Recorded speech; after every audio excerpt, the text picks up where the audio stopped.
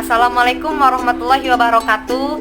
Saya Povi dengan NIM 1925004, Prodi S1 Kebidanan Reguler, Fakultas Kebidanan dan Keperawatan. Di sini saya akan menjelaskan sedikit apa itu peredaran darah pada janin.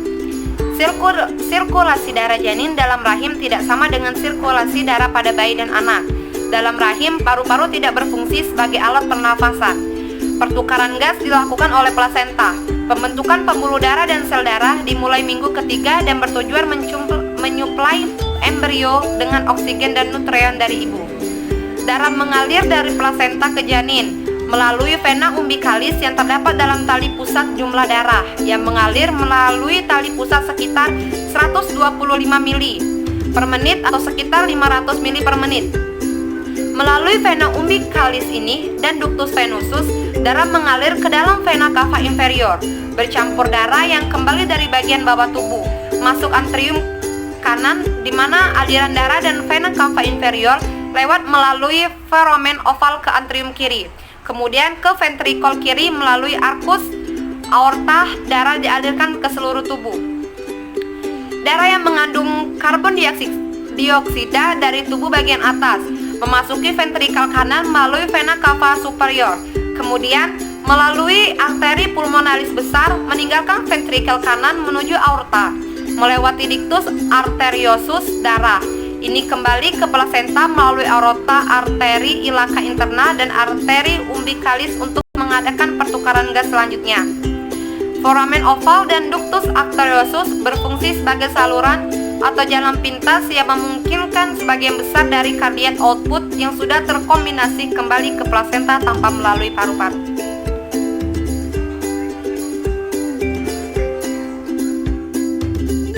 Baiklah, selanjutnya ialah mekanisme peredaran darah pada janin.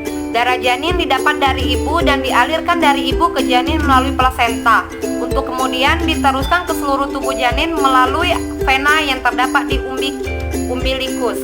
Peredaran darah janin digambarkan langsung sebagai berikut. Mula-mula, darah yang kaya akan oksigen dan nutrisi yang berasal dari plasenta masuk ke janin melalui vena umbilikus yang bercabang dua setelah memasuki dinding perut. Yang pertama ialah cabang yang kecil bersatu dengan vena porta. Darahnya beredar dalam hati dan kemudian diangkat melalui vena hepatica ke vena cava inferior. Yang kedua ialah cabang satunya lagi ductus venosus aranti yang langsung masuk ke dalam vena cava inferior. Darah dari vena cava inferior masuk ke atrium kanan dan sebagian besar darah dari atrium kanan akan dialirkan ke atrium kiri melalui foramen oval. Sebagian kecil dari darah atrium kanan masuk ke ventrikul kanan bersama-sama dengan darah yang berasal dari vena cava superior. Dan yang ketiga ialah darah dari ventrikel kanan ini dipompa ke paru-paru melalui arteri pulmonalis. Karena adanya pada arteri pulmonalis, bagian akan dialirkan ke aorta melalui ductus arteriosus botali dan sebagian kecil akan menuju paru-paru dan selanjutnya ke atrium sinistra melalui vena pulmonalis.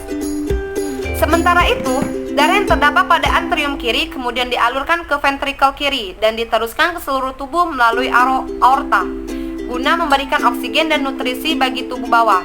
Cabang aorta bagian bawah ini menjadi dua, arteri hipogastristica interna yang mempunyai cabang arteri umbilikalis, darah yang miskin nutrisi dan banyak karbon dioksida serta sisa metabolisme akan dikembalikan ke plasenta melalui arteri umbilikalis ke plasenta melalui arteri umbilikalis untuk diteruskan. Sekian yang dapat saya sampaikan, kurang lebih saya mohon maaf bila ada kata yang terlalu berbelit-belit ataupun tolong dimaklumi. Dari saya pun mohon maaf. Billahil hidayah wa taufiq wal hinayah. Wassalamualaikum warahmatullahi wabarakatuh.